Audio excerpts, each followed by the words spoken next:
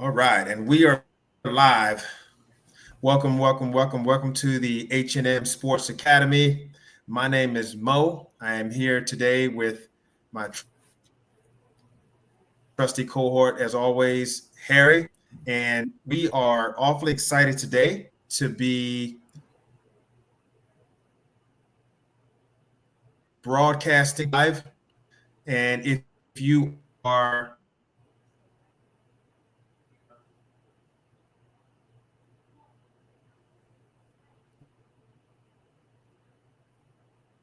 new, please share if you like this content. We are broadcasting all platforms.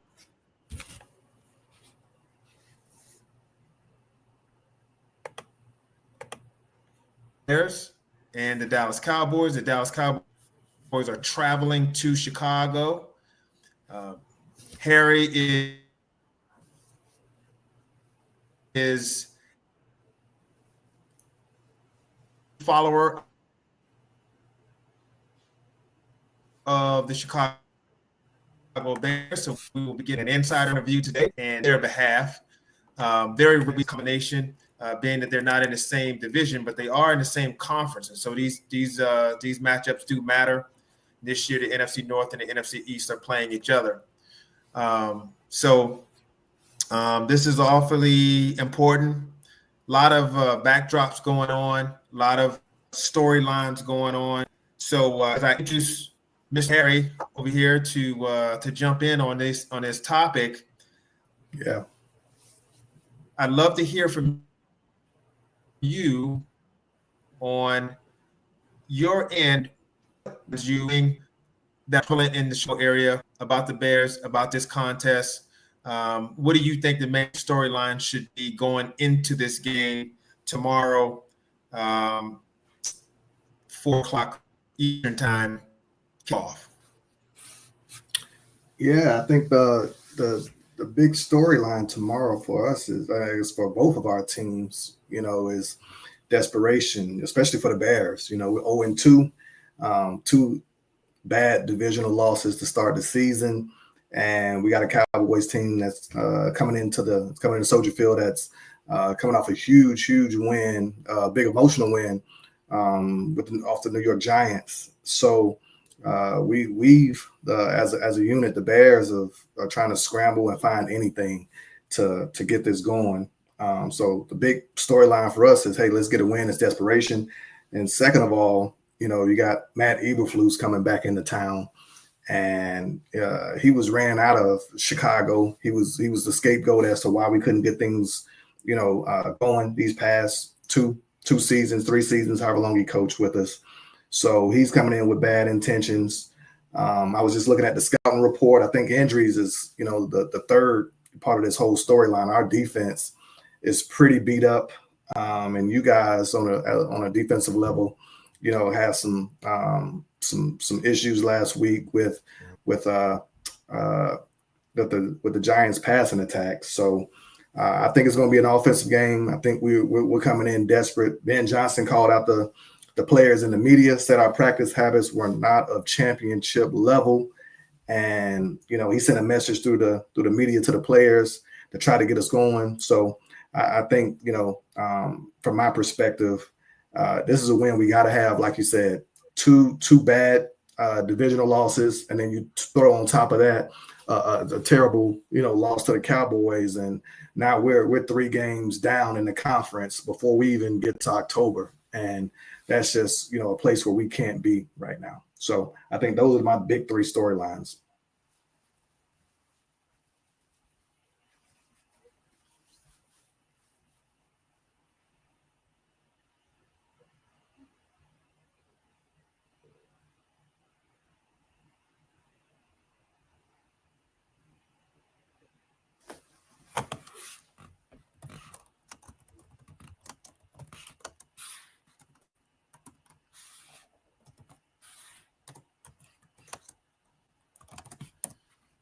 Yep. Understood. And some of those those are very much the same storyline. This game, at 1-1, 500, trying to get above 500. I think the majority of people would talk about the Matt Eberflus angle of him being uncertain.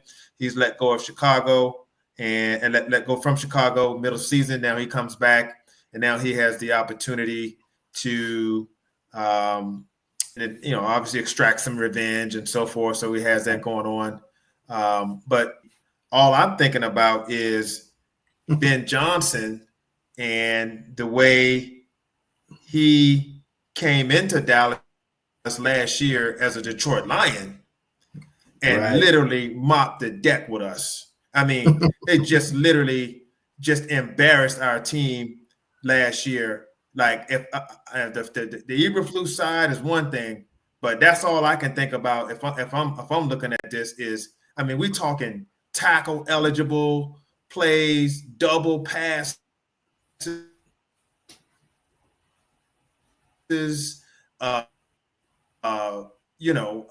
all types of flea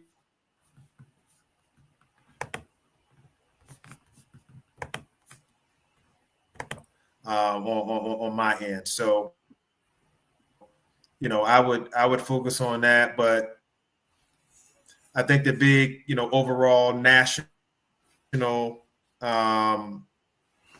act, and then I think the idea of when will Caleb and when will Ben Johnson kind of get on track and really put together a full game. And the idea that because the Cowboys played so poorly last week against the Giants, that this would be a game where the Chicago offense at least can break out and have a big game. Yeah, that's a great point. Again, I went back and watched some film of that Giants game, and the Cowboys. I think you guys come in more cautious, actually. Flus caught a lot of cover, 4, cover 6, and Diggs and Wilson. They let stuff get behind them. I think you guys come into Soldier Field tomorrow, and I really think the emphasis will be to keep everything in front of them. Ben Johnson, quiet as kept. The Bears are top 3 in the league in explosive plays over 20 yards. And so it's not like we're not scheming things open. We just been out of sync, man. We, with the pre-snap penalties, with the poor pass protection at times, and then you got, fumbles, turnovers, whether it be interception or fumbles. We've been at a point where I think we shot ourselves in the foot. We haven't been able to get drives going, but from a design and from a play call, Ben's been doing great work getting the offense in position to make explosive plays. We got Swift limping in. Swift has a hamstring that just popped up on the injury report today. And so I'm a little bit concerned about that. That means Kyle Monangai, our rookie running back out of Rutgers, hasn't looked bad. But again, you're putting a lot of faith into a first-year rookie to come in and be a bell cow against a Cowboys team that's very, very tough against the run. You guys got Clark in the middle now. And even the Giants recognized that last week. They didn't run the ball on you guys. They pretty much said, we're going to come in and pass this ball and try to beat you that way. So I'm really expecting a shootout. I'm thinking 28-31. I don't want to, I'm giving away my prediction a little bit early, but I don't know if your defense is in position to really dictate things with Ben Johnson, kind of understanding Matt Eberflus. And the other underlying piece of that too is Matt Eberflus. He knows all of Caleb's weaknesses too, or things that give Caleb trouble. So I think he comes in with some wrinkles, some blitzes. I think he throws some disguised coverages in to try to confuse Caleb. But for you guys at the core of what you do, that Tampa 2 is gonna be opportunities for us to get into a rhythm, and that's what I'm really looking for. is being to dial up some things to get some easy throws, some easy runs, to get this offense moving on schedule. And I think you guys come in with some more ball control to try to keep your defense off the field and try to make it a game, because Dak, he's been, you can put him in MVP conversations. Really, he's played really good football, I think, to start the first 2 games.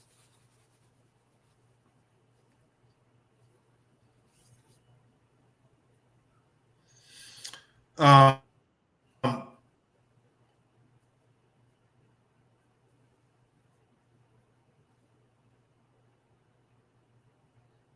let's look at the shits, and you started to allude to some of that. On your end, yeah, when you look at Dallas's defense and what they were able to put on display against the Eagles, how do you break down what you see with the Cowboys as far as what they can take advantage of over on that side of the ball? Yeah, right now I got, your secondary circled. I think Wilson, Trayvon Diggs has been struggling for you guys. I'm not sure what's going on there. I know he had an injury. He's coming back. It doesn't all look physical. His eyes are in the wrong place. Malik Neighbors is a very explosive wide receiver, so I have to take that into account as well. But when I look at just your secondary is where I think we can probably make the most hay. A part of me feels like we need the running game to help back you guys off a little bit, because I think you guys do come in conscientious of not letting that ball get over your head this week, right? Normally when you have these games and you rarely see it play out the same way you did against a previous opponent. So I'm pretty sure, you guys are coached up well. It'll be an emphasis, like I said, to keep things in front of you. I would pay attention to Luther Burden, and I would pay attention to Coast and Loveland getting more action and on the Bears end. We drafted Coast and Loveland as a top 10 pick, and I want to say he, over the course of the last 2 games, he has less than 5 targets, couple of catches, and Luther Burden is kind of in that same boat. Ben Johnson alluding to, practice habits not being where they need to be when guys, when they went back and watched film as well, guys not, showing well when the ball's not in their hands. This is a game where I think he starts to, you're going to see the kind of the youth movement as well, with Coast and Loveland and Burden being more involved. We talked about DJ Moore, aka DJ Less, last week in our podcast. But I think from what I call just systemically, what I think we can do well, I think we have to pass the ball well on you, because your defense up front, man, you guys have been so solid. And hell, if the Eagles can't do it, I don't know if we even got a shot to do it. We haven't been very creative in the running game. We haven't been very explosive in the running game. So for me to think your front 7 won't be able to hold up against the run game will be naive of me. Where I've seen you guys struggle, I think, is losing Micah Parsons. The pass rush isn't as intense as it has been. So, we're going to try to go over the top and throw it a little bit to take advantage of Wilson, Diggs. I want to say you guys got Malik Hooker over there too. You got Hooker out there that we're going to try to focus on and get some easy catches and get the ball rolling and moving down the field.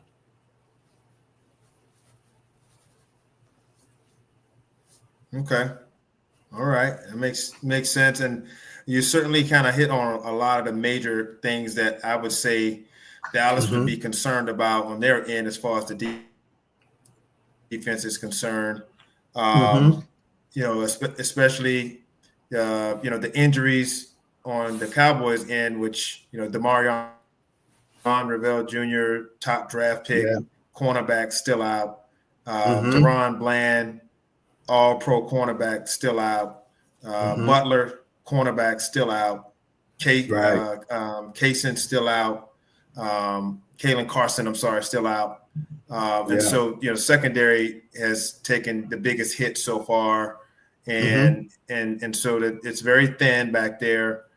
We didn't brought Reddy Stewart, who was in Chicago, Yeah, ready. kind of a bench guy, so we kind of brought him Yeah. back in and kind of steady just because he knows Eberflus. So I mean, if you want to meet me at the swap meet and you can take Reddy Stewart and I'll take Nashawn Wright. You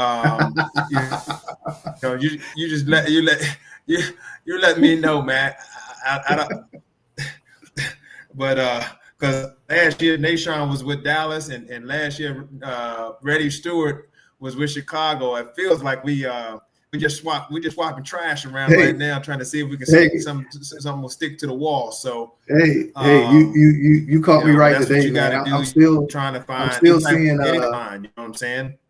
yeah, I'm still seeing Detroit Lions, man, Jameson Williams and Amon St. Brown running, you know, right, chasing those guys into the end zone. So I got a 90% discount on them. Whatever you want, everything must go, man. I hold secondary. You can have it. So I've been waking up in cold Yeah, sweats we're watching the gonna get to guys, them in a man. second. So we're looking at man, you're looking at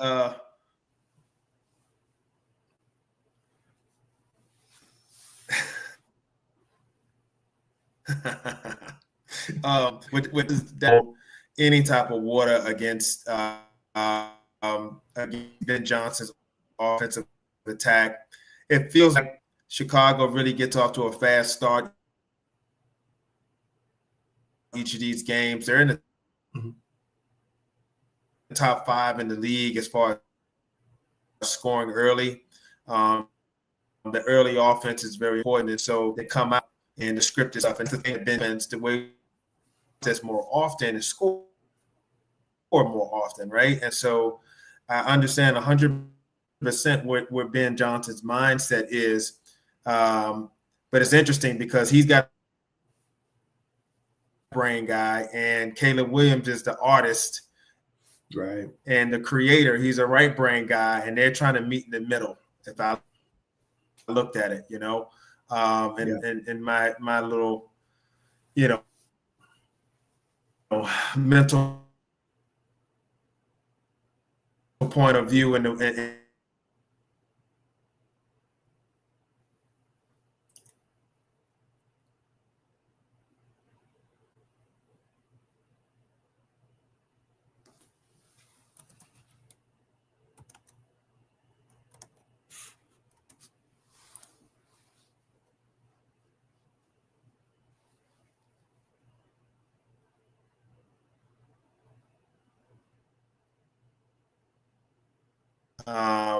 you know,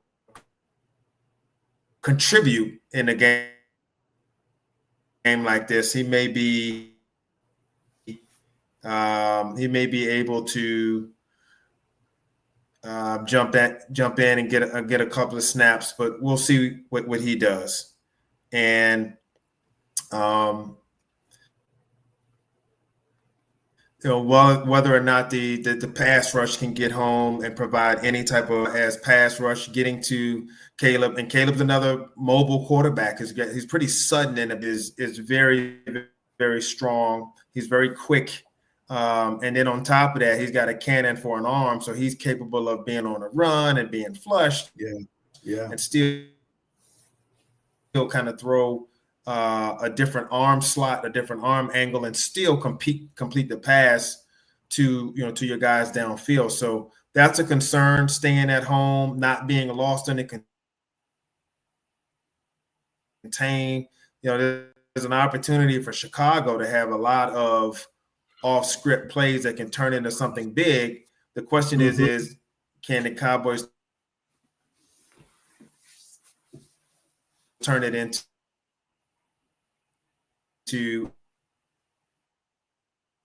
a negative play, a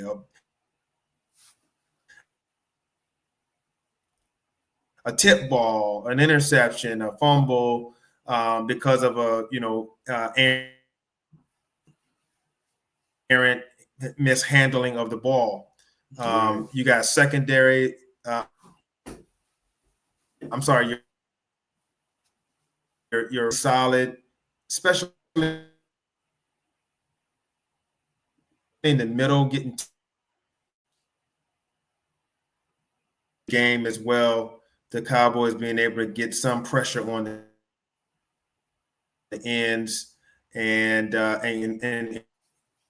get to Caleb and either huddle him in the pocket or flush him in a direction he doesn't want to go.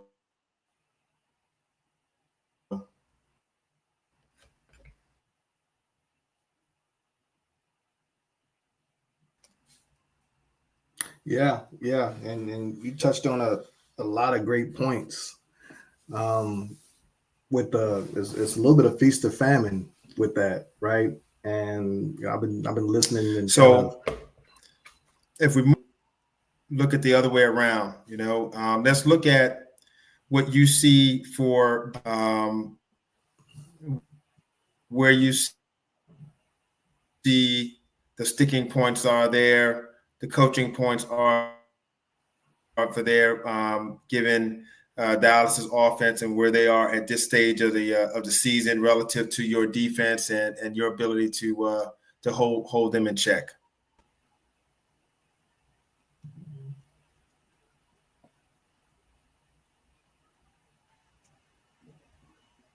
Yeah, I lost you for a little bit. I didn't hear that question fully.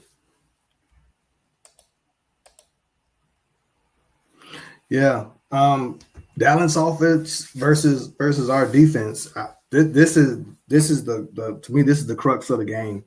Like I say, when you talk about coming in limping, we crawling, calling in the medevac.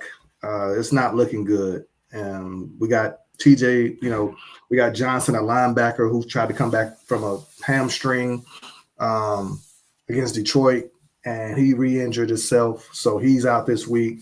We got Jalen Johnson, who, our number one corner, he just got put on the IR yesterday, so he's out for the season. It looks like out indefinitely. You got our slot corner Gordon, who's gone. Same with a hamstring. And I'm looking at CeeDee Lamb and I'm looking at George Pickens. And oh my goodness, man, I honestly don't know how we can deal with that unless we try to do something very similar. That's why I say this is a very strange game in the sense of game plans are very similar. Can we, in the same token, we can blitz a little bit and we'll probably get burned and get hurt, but can we, get the Dak and cause a fumble or a mishap, a throw that's slightly off base and get an interception? We're going to have to do some things differently to try to get you guys off the field in that way, because right now our secondary, our corners are so beat up. And I want to say CD's a top, he's been forming like a top 3, top 4 receiver.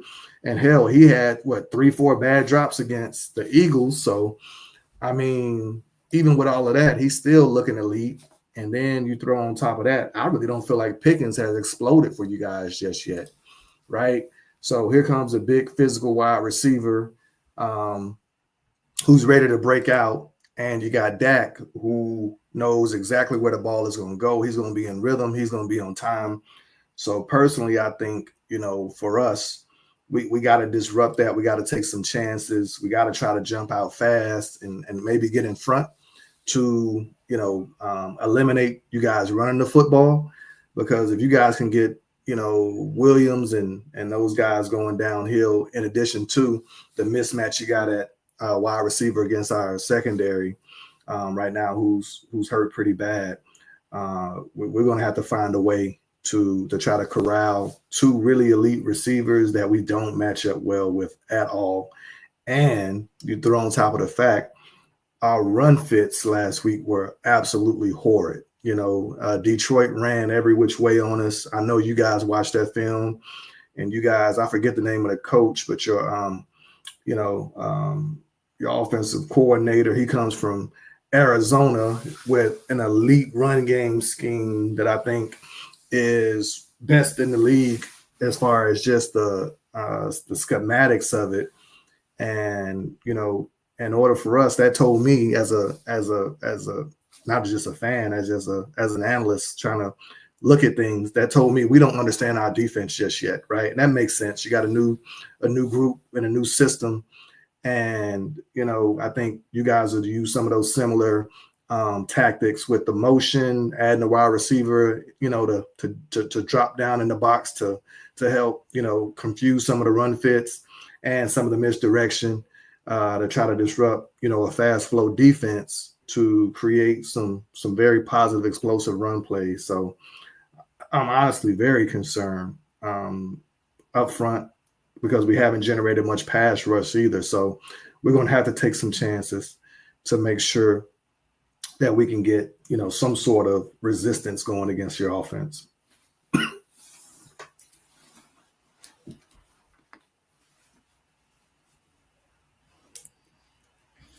Yeah, totally see that. Yeah, and that's definitely a critical point. Like it's like a mash unit for both teams with the injuries. And I think the worst thing about when you have injuries is when they pile up in the same unit or the same department. The thing if one guy out here and another guy out on another, but then you start to have all your corners get banged up, or all your linebackers, have depth issues, kind of all at the same time. It really kind of cripples you in a bad spot. And so, you guys are dealing with that with your defense. And one of the things to look at on a larger level was the reason why the Cowboys wanted to look at True, because the leadership felt like the Cowboys have been too top heavy, not having enough to endure any type of setbacks with the injuries. And when you do that, you don't have enough players, then the drop off from your top end person is high end paid to the next is so large that just can't compete. So you want to have a little more depth, a little more width as far as the way your lineup is set up, the level of talent on your team, and you can't do that if everyone's top end paid. So looking to see if you can endure that is a big deal, and it's definitely going to be critical. When I look at Dallas's offense, I think there's some pressure there because I think they know the defense is not where it needs to be. Majority of the financial support has been towards offense. The amount of draft capital has been towards the offense, the offensive line draft capital. We talk Pickens, we know how strong he is, and then you've paid right in, you brought in Pickens, you paid your wide receiver, you got your quarterback paid, and another running back. So it's just like your offense needs to really carry the day right now until things pick up and the defense can settle in. And so there's pressure there to try to not just control the ball, but actually punch it in for touchdowns, because you don't know if your defense is going to be able to hold up the entire game. And, you don't make excuses. Sometimes the offense has to win it. Sometimes the defense has to win it. So I think there's some pressure there. I think, I think if they had it the way they would like to, Clayton Adams with his the guys is just amazing when it comes to the rushing attack, but probably want to have some balance to try to score, but do so in a methodical way that isn't too fast, because it gives your defense a break and stuff. I think that's, if he had a perfect, magic wand, that's how he would want to do it. I think that's how they would want to do it. Whether it goes that way and whether it stays on that track, who knows? We don't know. But I think that's what they would like to do is keep some balance and score. But no doubt about it. There's holes in, and so do you just drop everything and just try to attack, a young cornerback or something? I mean, sometimes that can be to your, but I think if it's working, I think they're going to keep pushing that and try to go. So certainly a big portion of the game is, whether Dallas is offense can exploit Chicago's defense more Mm-hmm. than Mm-hmm. Chicago's offense exploits Dallas's defense. Right. As to our next and third category, there's special teams. Mm-hmm. Going in line with the injury report, there's been some players that's been out and some changes there. Pro Football Focus has the Cowboys as kind of a middle of the road special teams unit. There's been Mm-hmm. some penalties. There's been some, not the best coverage down on.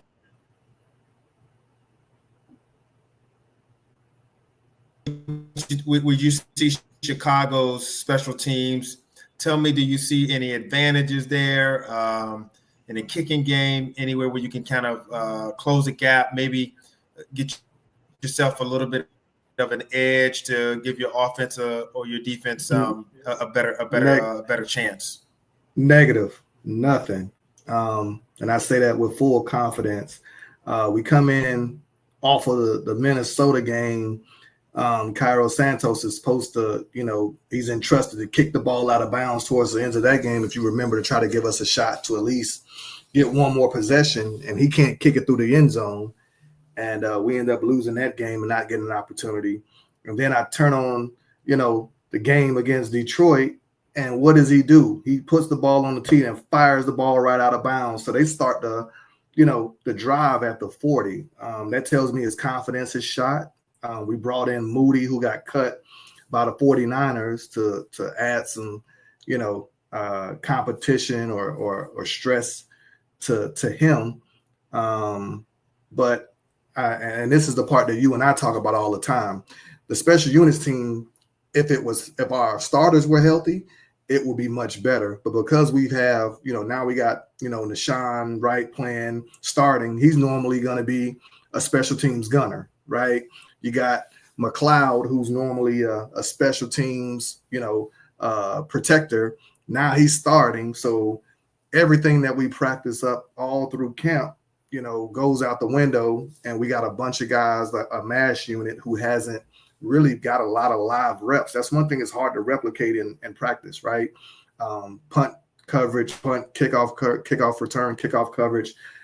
Once you get in season, you're not going live just because of the danger and the risk of injury. So I honestly think our special teams unit, I don't know the metrics behind how well we're performing. I'm just going by my eye. And I'm watching Michigan's kicker, kick 58 yarders with ease. I watched Texas Tech kicker hit, plus 50 yard, field goals today with ease.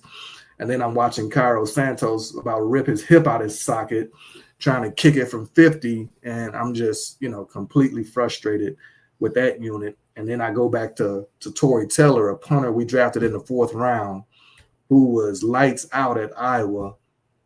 And somehow he's regressed to where, he's just not having an impact in the special teams from a punt, coverage and punt, just placing the ball inside the 5 and creating negative situations.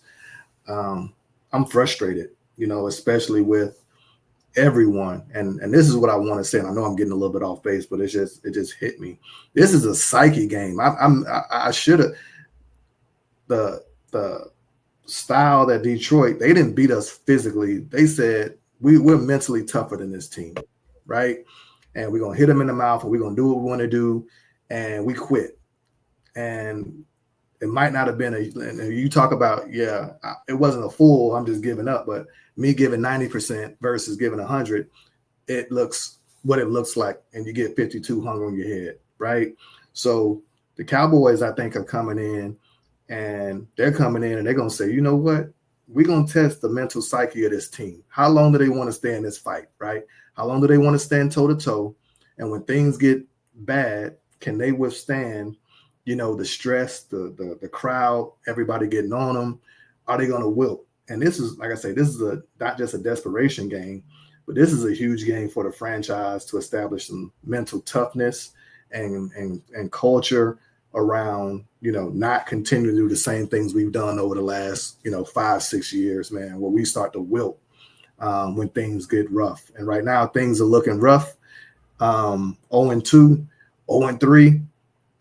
That's almost season debilitating in my eyes. Well, those are certainly critical components. I mean, I think the hidden yards that we talk about with the special teams becomes very critical. I think that's something where, you can kind of pick up some steam in the game, and it kind of goes unnoticed, at least from the naked eye, but it's very important. Those kickoffs, the coverages, being able to punt and pin someone deep. It just gives you more effort. I mean, every 10 yards that you push someone back increases the probability that you will get off the field without giving up any points. Dramatically. For Dallas, the advantage that they have is because of their weapon as a holding them to no points is very slim if you're not going to pin them deep, okay? Because you're basically going to need a 3 and out to keep Brandon Aubrey from getting into his field goal range. Right. It's almost like a bended 3-pointer, but from the logo, because the more this guy can kick from so far out, your defense is under a lot of pressure to, literally give up no more than 15 yards, 20 yards. Yeah. And that's hard to do. And so that's an advantage. Now, Cavante Turpin has been in and out of the lineup with an injury. He's nicked up a little bit, right? He's nicked up a little bit. And, for everything that Turpin has been, he has a trapeze injury, which is a muscle here at the top of your neck here.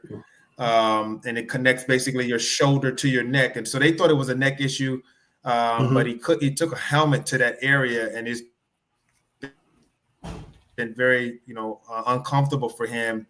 But he says his thing, anything dealing with the vertebrae or anything like that, which is obviously very, very critical.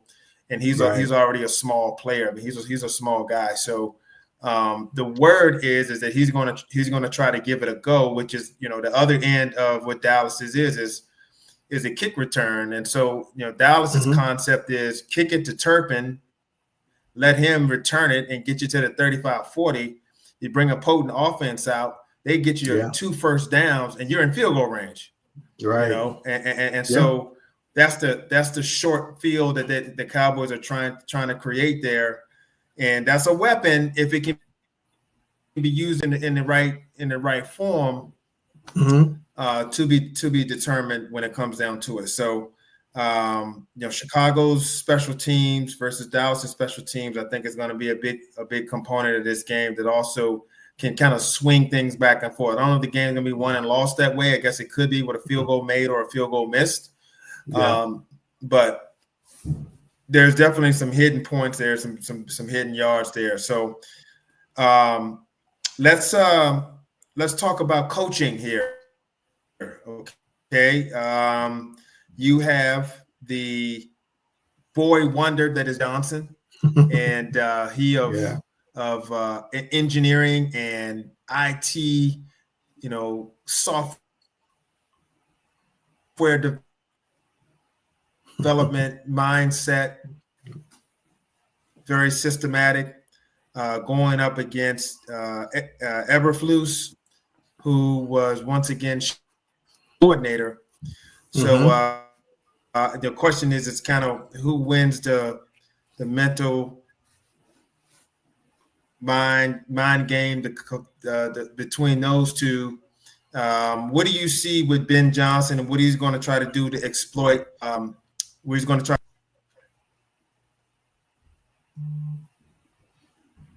Yeah, I think, and again, Ben was he was on edge all week. I think he's doing everything, the same thing that we do. Obviously, going back and watching the film, and you mentioned something earlier, which is, he wants Caleb to be an extension of him on the football field, right?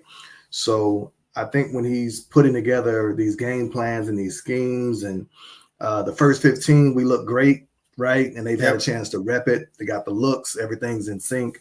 And where the wheels have come off is certain situations where you get the pre-snap penalties, you get the holding call. We talked about the DeAndre Swift fumble that gets you off rhythm. He's coming from a place where he didn't have to worry. Well, they didn't start off great in Detroit. A lot of people don't know that. They were 1-6 or something when he started off in Detroit as offensive coordinator.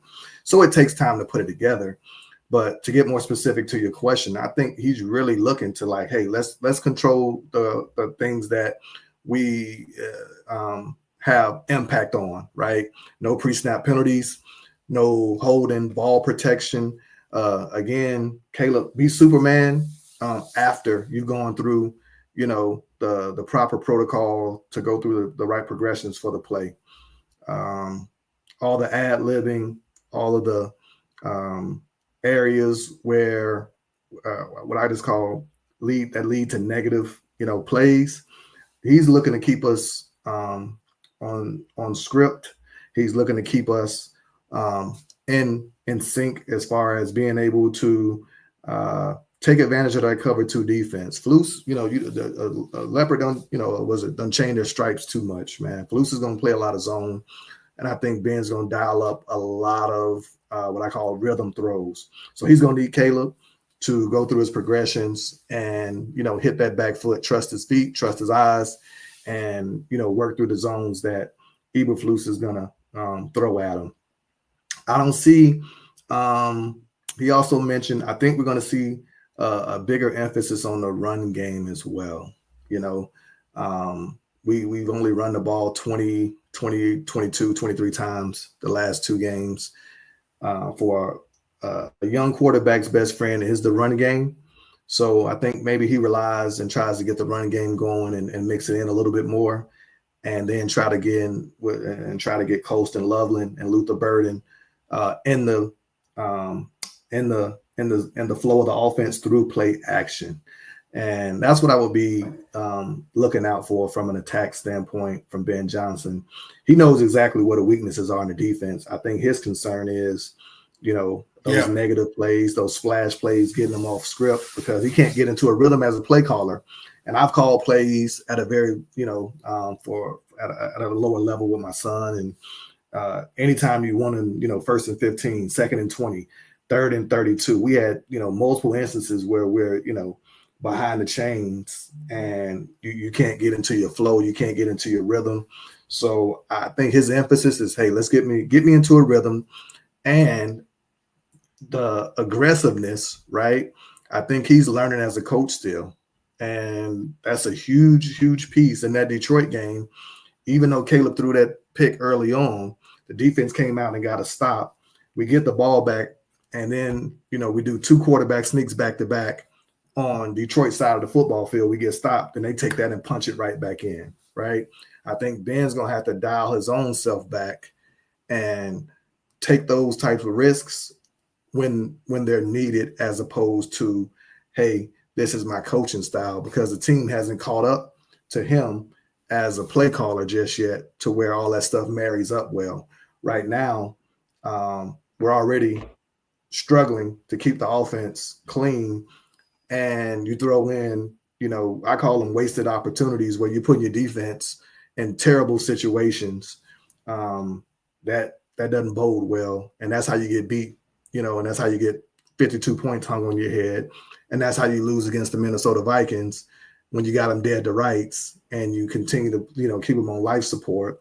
And then you look up in the second half, and now they're rolling with 21 points in the 4th quarter because your offense couldn't stay on the field and give your defense some relief. So I think he's learned his own lesson around backing that aggression off a little bit until they show that they earn that right to be aggressive. That's a right that's earned. It's similar to stopping the run, to rush the passer. That's an earned right.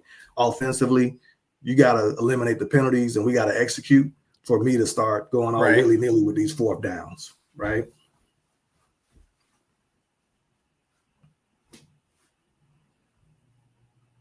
Yeah.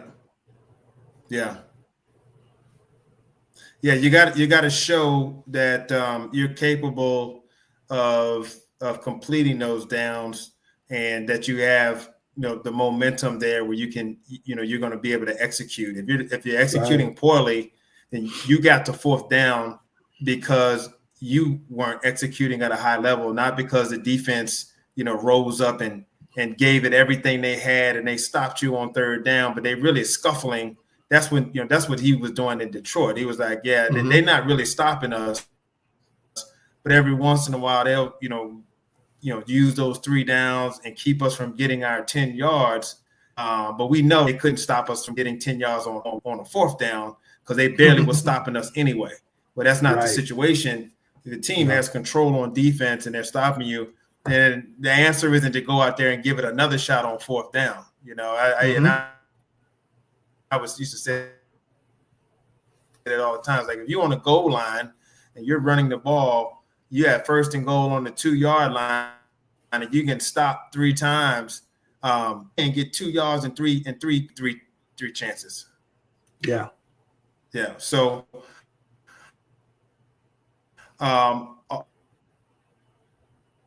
all of those things make a big difference there.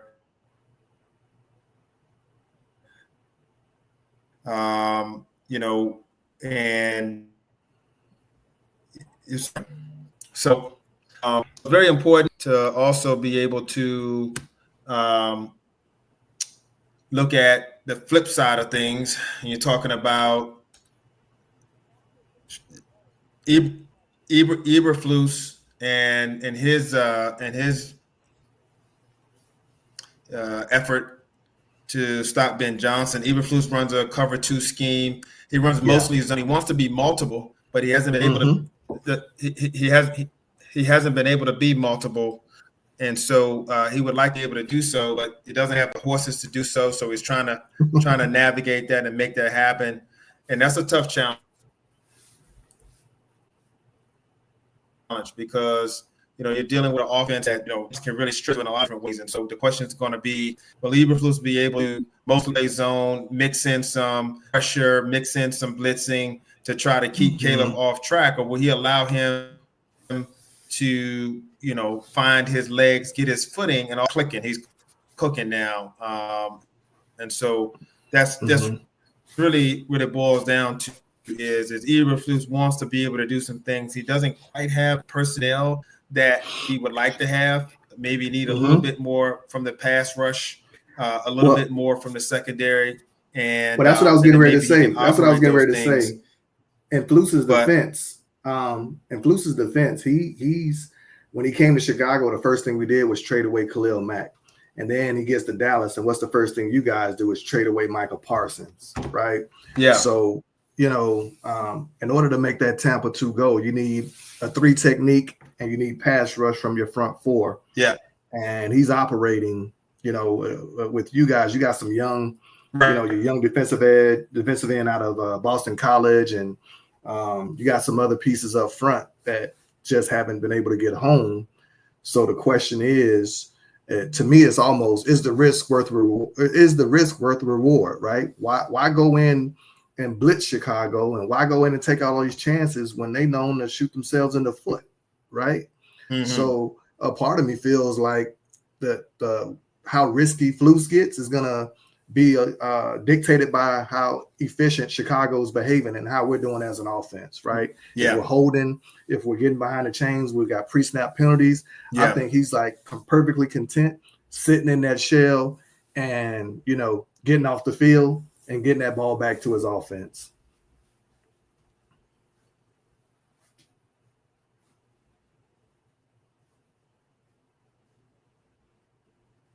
Yeah. doubt about that. I mean, you just it's such excellence. I mean, sometimes it kind of boils down to how much to force Mm-hmm. Eberflus to have to do something different, because he doesn't want to do anything different. He would love to just choke you out like a boa constrictor and just kind of smother you with the zone until you just run out of attempts, and now you're barely kicking field goals, you're barely making touchdowns, and you just kind of time out almost, right? So he would Right. love to do that. The question is Chicago going to execute at a high enough level to force him to change that? Or if they're going to, like you said, have penalties or misplays, Mm-hmm. or Caleb's going to overthrow someone when he's wide open, okay, now you just allow him to continue to stay in that set that he's in, and he doesn't have to Mm-hmm. do a whole bunch to change, and then obviously he's hoping the offense just continues to Eberflus is definitely dealing with a shortage when it comes down. The question is whether or not Clowney will play, whether he provides anything. It could be a situation where the Cowboys hold off on Clowney because they want to see if the edge rushers use this as an opportunity to prove that they still deserve snaps before Clowney starts stealing their snaps. Mm-hmm.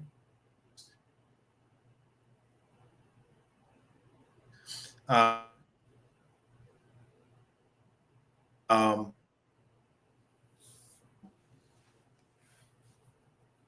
so there's a lot going on there underneath Johnson's offense can put on you. The Bird so far, a little more and I think we've had conversations where I told you, I'm thankful to even play in Chicago earlier in the season than later, because I think this team's got a chance to be very dangerous, later in the second half of the season.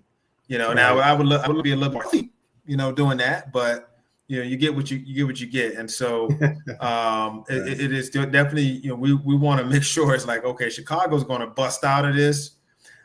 Y'all need to do that next week, not this week. You know what I'm saying? Because you see it, all of the talent, and you see the personnel. They just haven't put it together.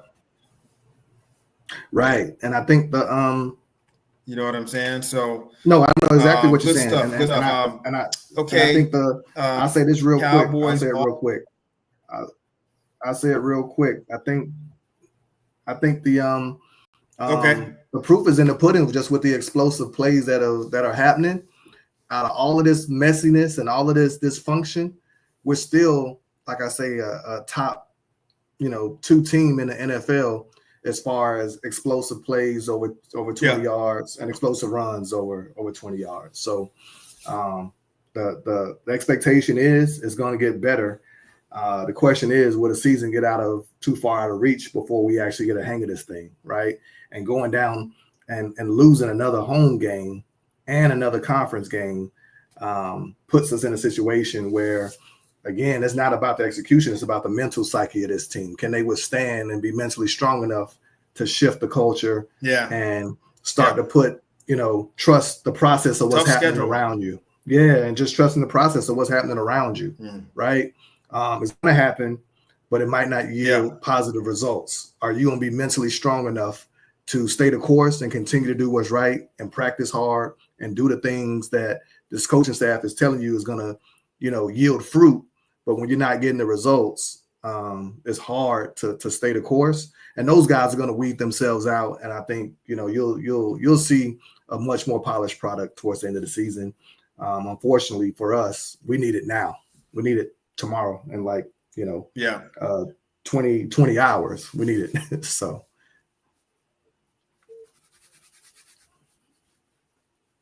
Yeah, no doubt.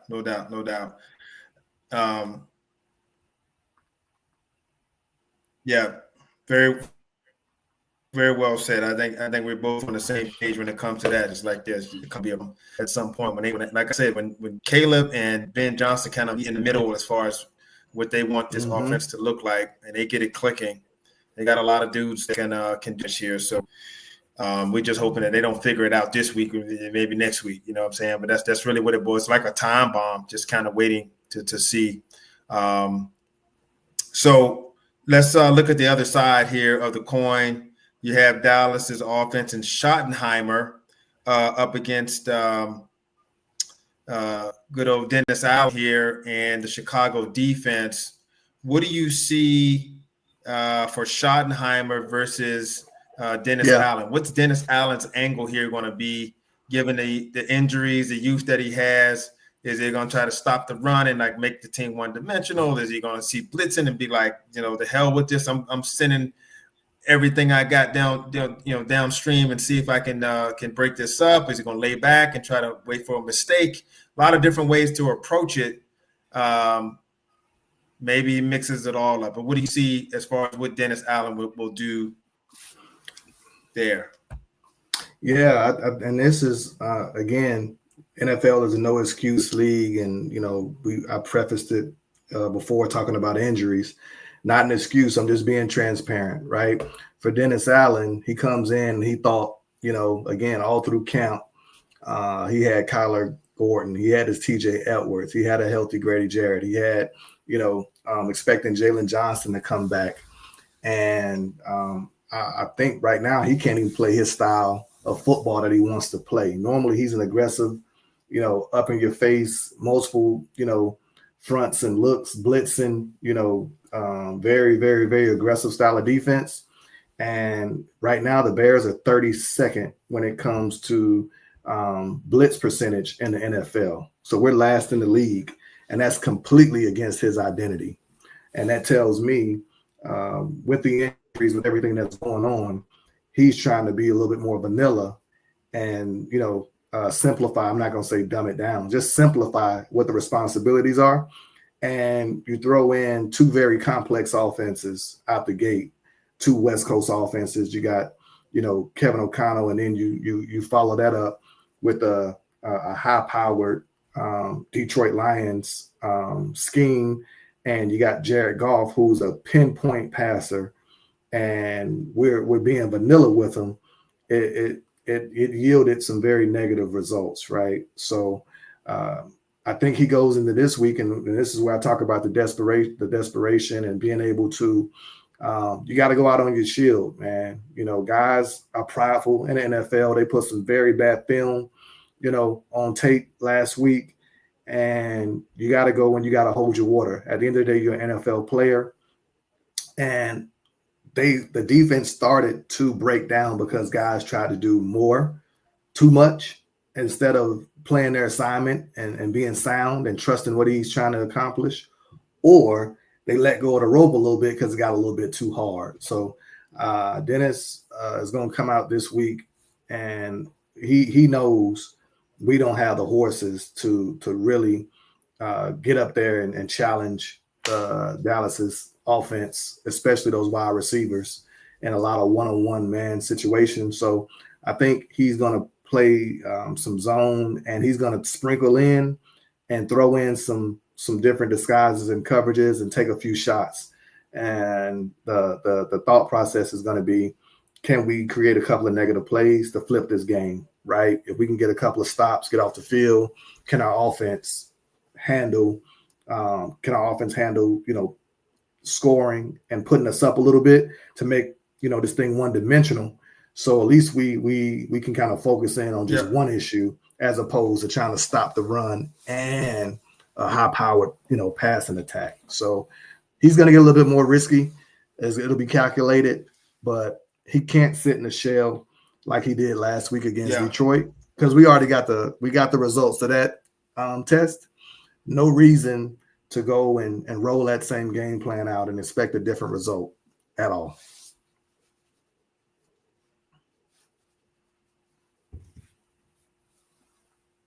Yeah, makes sense. So totally makes sense there. I just it's tough because Dennis Allen is by all accounts an excellent defensive coordinator, and same thing for Eberflus. They kind of playing left-handed right now with Right. their lineups and stuff, and so you're waiting for the Calgary to come there, and it's the same thing. We're just saying, hey, can you survive the early part of the season, and hopefully later on in the season you kind of get some horses back. I mean, I heard Johnson's going to be out he might be done for the season. He's got a groin surgery, so he's done for the he year. may not make it back this season, which is tough. He's your best corner, but yeah, it's just it looked like pretty much he's done. Yeah, so I mean, he came in injured and he just continued to be injured there. So tough there against New Orleans, and Dallas played New Orleans last year. For those of you who don't remember, Dennis Allen was the head coach of New Orleans last year, and they came out guns a-blazing, looking like NFC Championship contender week 1 and 2. And they were running around holding up that graphic. If the season ended today, but that was week 2, so it didn't carry much weight. But at that point, they played Dallas, and CeeDee Lamb coming off of the preseason where he didn't really practice much and stuff, so he was getting his legs under. But Dennis Allen double teamed CeeDee the entire time, and he dared the rest of the Cowboys receiving corps to win. And so the question is he going to do the same thing? I mean, that's what CeeDee's expecting. And Schottenheimer said he was expecting that. And so if Dennis Allen does that, the question is does that free up Pickens to get open? Will the Cowboys be patient and not force it?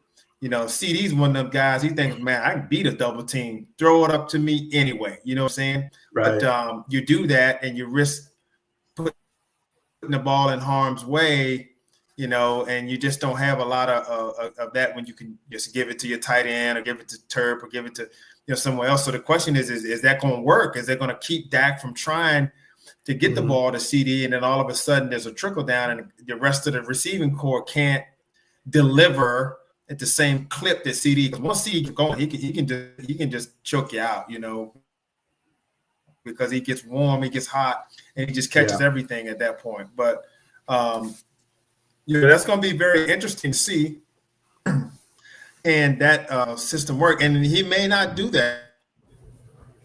He may say, "Well, we'll try something." But I think, given what you were talking about, and them saying, "Hey, damn the torpedoes, full speed ahead" type situation, he's probably going to go out on his sword, and and probably say, I'm going to double team and send somebody and see if I can get some pressure, see if I can get them to make some mistakes, because otherwise we just dying a slow death here, sitting around out here, hoping that somebody screws it up. They got too many weapons. So that's what I'm looking for, and whether or not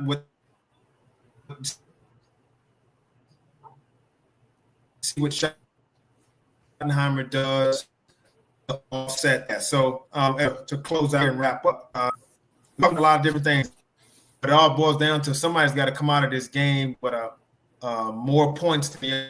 That person gets to win, team gets to win, and I guess we'll have some bragging rights on our cast here going forward.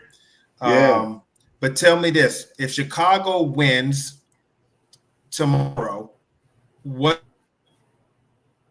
does that look like? What does that look like if Chicago wins the game and they come out with a victory? What, at least one more than the Cowboys? What does that look like? To me, personal accountability for your position. We know there's a lot of, and I have to stop myself as a fan too, which is making we should be 1-1, right? That Minnesota game, we gave that away. To piggyback on Bill Parcells, what did he say? You are what your record says you are, right? And even that culture as a fan, as a Bears fan, we got into a lot of the hypotheticals, And I got to get out of the hypotheticals, and it's time for guys to finish games, man. There's a lot of teams banged up. There's a lot of teams hurting and across the league. There's a lot of different issues that different teams are dealing with, and yet they still find a way to win. Good teams start to find a way to win. And just to simplify and just answer your question, I think it'll be some personal accountability. We got a lot of players. Montez Sweat. I don't know Montez's middle name, but I need to learn it quick. You ain't getting double teamed every play. You got to go get the Dak, right? You're a top 10 paid pass rusher. You haven't got the pressure, and you haven't impacted the game the way you need to impact it. DJ Moore, I'm gonna be respectful. I'm not gonna say DJ less because I need you tomorrow. Yeah. DJ Moore, I need you to step up. Rome Odunze, Rome was built in a year. He's come out this second season, and the boy is playing just high level football, man. He's been a super bright spot for us. He is. He is public enemy number one, no doubt. Yeah. And then I'm looking at our offensive line. So if the Bears win, our offensive line plays a high level football game, and Caleb Williams plays what I call high level, intense football that gets us in the end zone, because we're going to have to control this game offensively. We're going to have to win this game with our offense, and with Caleb and Ben. We win if we take care of business and Caleb takes that next step. We've done it for a quarter. We've done it for a couple of possessions. We need to put a full game together where the defense is wounded. We know the defense is wounded, and we come out offensively and say, we got your back this week. And we take that next step to try to help protect our defense a little bit and put some points on the board. If we come out and we're sluggish offensively and we don't do what we need to do, I think Dallas sits there and they just kind of, what? We're going to wait for the mistake. We're not going to do anything. We're not going to do anything risky. You touched on it with CeeDee Lamb. Why throw it up and coverage when you can say, we're going to play this thing close to vest. Yeah. Eventually, if we keep punching to the body, the hand's going to fall. Then we'll go to the head and knock you out, right? So we're going to need our offense to be aggressive and put pressure on Dallas to take some risks and get out of their shell and keep us in a situation to keep us in a situation to where, we're at home. We got the crowd behind us. It's time. Somebody got to step up. We need our playmakers to make some plays offensively. And if we get a few of those things to happen sprinkled in on our defense, then that's even more the better.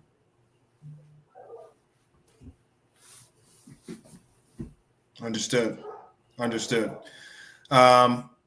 If the Cowboys are going to win tomorrow, to me, it basically boils down to this. The defense decides that they want to hold their position and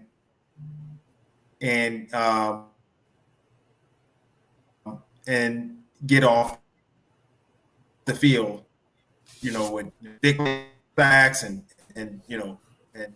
chaos created 9, and goodness gracious, 3rd and 24. You got to get off the field, Right. And so it boils down to that. It's as simple as that. If the Cowboys defense can limit the Chicago offense, not shut it down, but make it so that they struggle to score touchdowns, maybe some field goals. And just like you said, I think the way that Cowboys offense is built, it kind of be like running a marathon, and one person's got long legs and one person's got short. Just every step, they just fall further and further behind. I think that's the best way. If the Cowboys are going to win, it's going to look something like that. The defense is just going to be more stable and steady. I do not see this defense being one that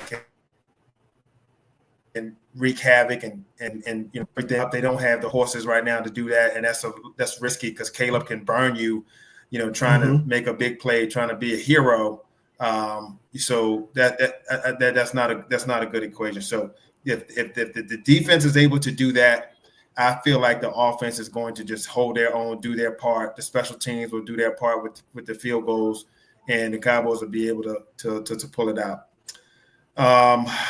Okay, prediction time. All right. What does the final score look like to you, Harry? Um, this is tough because we try to be objective about this stuff, and at the same Right. time, you're wearing your Bears gear, and Yeah. it's also in your blood. So you need to win. You know you want to win, and I can tell you, listening to all of the freaking talking heads all week and stuff like that, no one has been on one side or the other. I think I've seen one publication that had like three Cowboys and one Bears, and everything else I've seen has been split, 2-2, 2-1, 3-1, 3-2. And so no one really has a good idea. And the reason is simple: that you got there's so many variables. You can easily see one side or the other side taking control of this game if just one thing falls, holds true. You know what I'm saying? So what do you see as a final score here in this one? You kind of backed me in a corner because I think I gave an early prediction, and fan is short for fanatic. And I know I said to my Bears, to Bear Nation, I said a lot of things that things that we need to be cautious over, things that we need to be looking out for. But with all that being said, I told you early in the week, I got my new hat. You see it? I got my chain on. I don't know if you can see this or not. Bears win 38-24. I'm taking us. I'm a fanatic for a reason. I believe in Ben. I believe in Caleb. Maybe I'm a glutton for punishment. Maybe I'm just crazy. I don't know.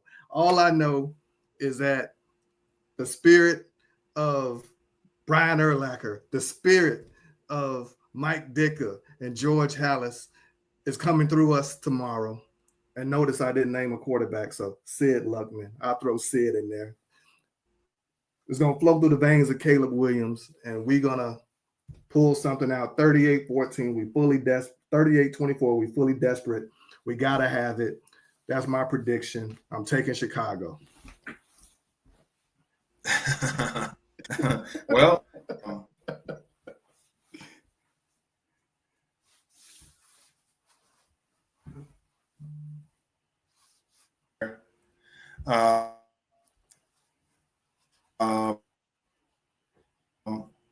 I am going to definitely say it's going to be a high.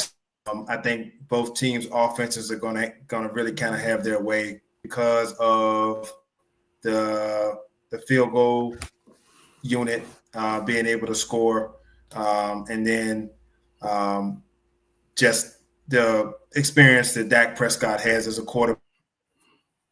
I didn't even really talk about him because right now the way he's playing is kind of like a given. I mean, it just seems like he's a lock to play a solid game every week. So we'll have a lead a few times in this game. It'll be a back and forth game. So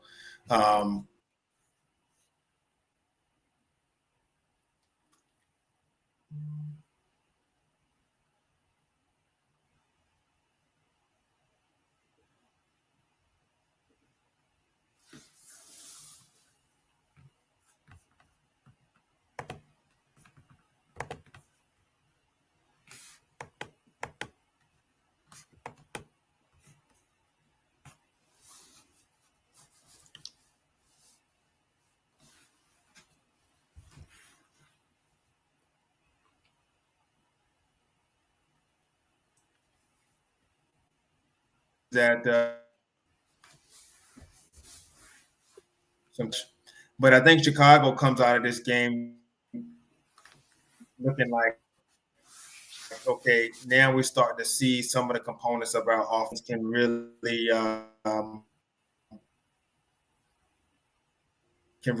take lead and make some strides here. So all will not be lost in this game. with the Chicago Bears, but I think that they fall a little bit short at home.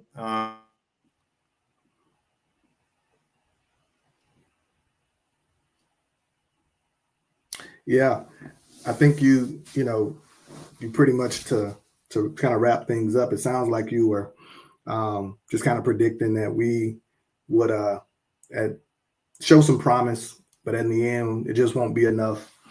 My perspective on everything is just we're in a situation where we have to, at some point, some things have to go our way. We have to find our footing. The work that's being put in has to, like I say, bear some fruit. And I think, with the focus and everything being on Chicago to right the ship, we don't have much room for error this week. I think we'll be focused. I think we'll be in a situation where this is probably going to be the most buttoned up you would have seen us all year.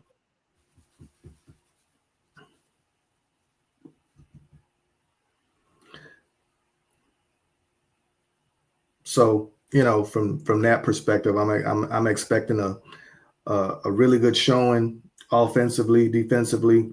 I'm expecting, everybody to grab a life vest, plugging holes with fingers and toes, trying to keep the ship afloat. We got to do everything we can to keep this season in a way to where it feels like we're still in it and not let go of things before we even get to October. So great pod. I appreciate it. Like I said, it's a weird one for us because, going head to head, we think very much alike. And I think we see a lot of the same things, and our teams are going through a lot of kind of some similar, issues, whether it be around injuries, whether it be through the coaches trying to get the new coaching, trying to get the respective units to gel. I agree. You guys have an advantage in special teams that worries me. I just, from taking the fan and being completely objective about it, I just think, the Bears are in a way where they have to be more. The season is on the line. They know what's at stake, and we gotta, guys have to start producing and making some plays and showing some promise, because Ben Johnson coming out the gates 0-3, and another poor showing could send the city of Chicago into a tailspin, into a deep dark place. There could be a lot of pressure. That's a lot of pressure, right? There could be a lot of pressure there. And maybe that's what they need to kind of wake them up and to get the juices going and to get us in the right direction. We haven't played a lot of meaningful games over the last few years, and this is our first, what I call, meaningful game, and we're going to see what we made of.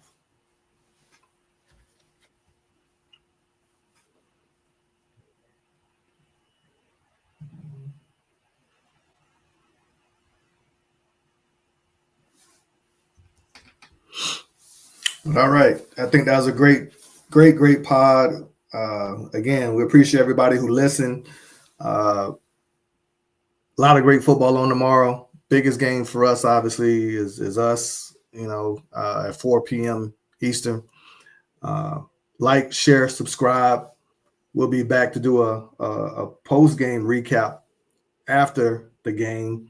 And we're really, one of us is going to be happy, one of us is going to be sad. So if you see my son standing in for me, don't be surprised. I might have a co-host. I might be a little sick. I might have to take a sick day. It's going to be hurting pretty bad. Yeah, I'll be hurting pretty bad. But we got a big show tomorrow that I'm excited about and ready to talk about.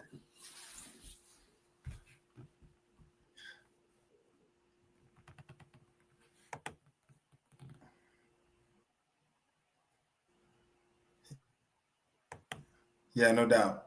We'll continue to give great content regardless. The show goes on. So we'll wrap this up. You have a great evening, and thank you for tuning in to the